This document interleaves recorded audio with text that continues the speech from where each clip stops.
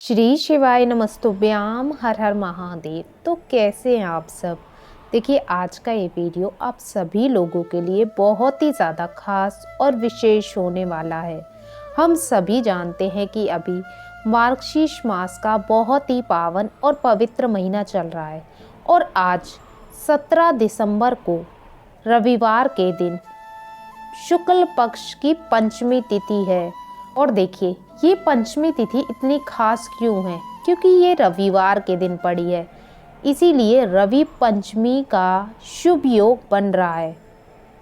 और देखिए इसी दिन करना है आपको बहुत ही सुंदर सा उपाय, जो आज की इस वीडियो में हम आपको बताएंगे। देखिए रवि पंचमी का बहुत अधिक महत्व होता है, यानी कि देखिए रवि पंचमी जब भी रविवार के दिन पड़ती है ना, तो ये सबसे सर्वश्रेष्ठ मानी जाती है, यानी इसका बहुत ही अधिक महत्व होता है। देखिए पंचमी तिथि किन लोगों के लिए खास हो जाती है। देखिए ये पंचमी तिथि क्यों खास होती है, क्योंकि ये हमारे जीवन में जो अंधकार होता है ना, जो हमारे जीवन में दुर्भाग्य होता है उसे दूर करती है और हमारी जो सोई हुई किस्मत है ना उसे चमकाने के लिए आती है। इसीलिए जब भी पंचमी तिथि रविवार के दिन पड़े ना, तो ये सर्वश्रेष्ठ होती है और इसे तो आपको बिल्कुल भी जाने नहीं देना। और देखिए ये पंचमी तो सबसे ज़्यादा विशेष है, क्योंकि ये रविवार के दिन पड़ी है और इसी दिन आपको अपने भाग्य का उदय करने के लिए, अपने भाग्य को चमकाने के लिए बहुत ही सुंदर सा उपाय करना है। ये उपाय हमने पूज्य गुरुदेव की ही कथाओं को सुन करके समझ करके आप सभी को भी मैं समझाने का पूरा प्रयास करूंगी। लेकिन उससे पहले इस वीडियो को आप सब ज़रूर लाइक करें और यदि भगवान शिव के सच्चे भक्त हैं तो चैनल को भी ज़रूर सब्सक्राइब करना।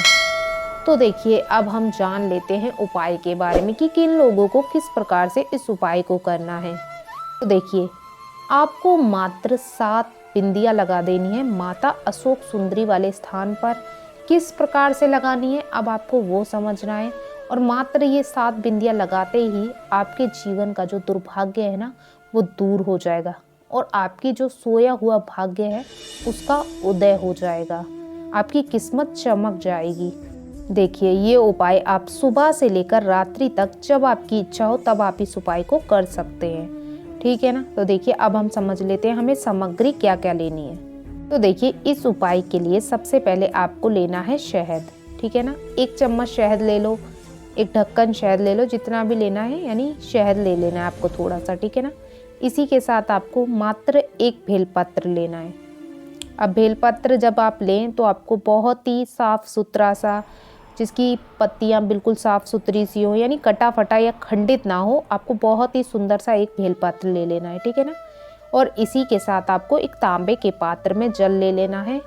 तो देखिए ये सारी सामग्री को लेकर के आपको चले जाना है भगवान शिव के मंदिर, ठीक है ना। तो देखिए आप मंदिर आ गए। अब आपको उपाय किस प्रकार से करना है अब आपको ये समझना है। तो देखिए जो सामग्री आप लेके आए ना, तो उसमें सबसे पहले जो शहद आप लेके आए ना वो शहद आपको लेना है और आपके सीधे हाथ की अनामिका उंगली पे आपको थोड़ा सा शहद लगाना है और फिर आपको इस उंगली से भगवान शिव के शिवलिंग पर आपको ओम का निर्माण करना है, ठीक है ना। ओम का निर्माण कर देना अनामिका उंगली से। फिर आपको क्या करना है, आपने ओम का निर्माण कर दिया, अब आपको थोड़ा सा शहद उंगली में फिर लगाना है और अब आपको माता अशोक सुंदरी वाले स्थान पर आपको 7 बिंदियाँ लगानी है। देखिए अब आपको यहाँ पे माता अशोक सुंदरी वाले स्थान पर 7 बिंदियों का निर्माण करना है, ठीक है ना। 1 2 3 4 5 6 7 कर देनी है।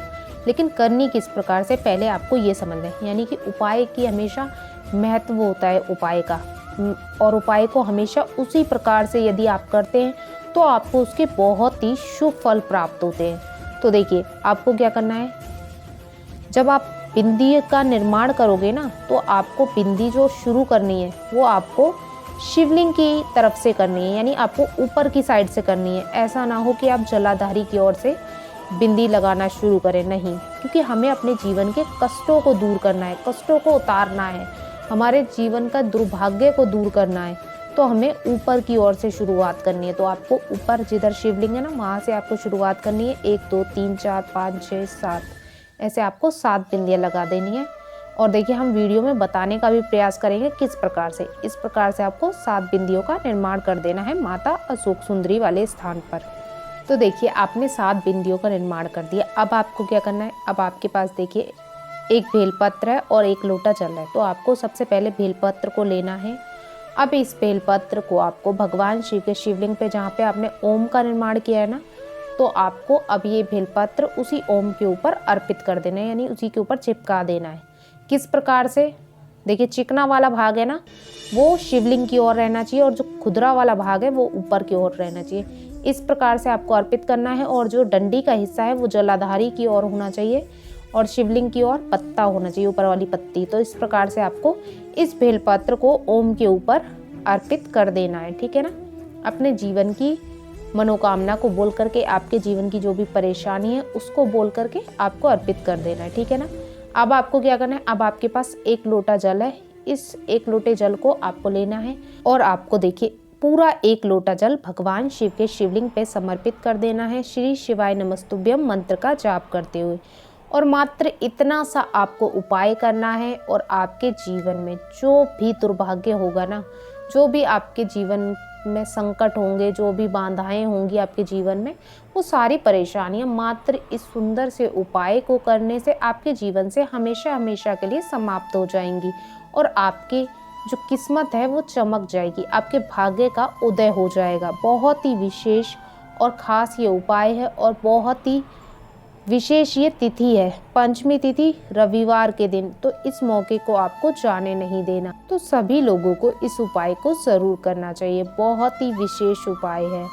तो आज के लिए बस इतना ही। श्री शिवाय नमस्तुभ्याम। हर हर महादेव।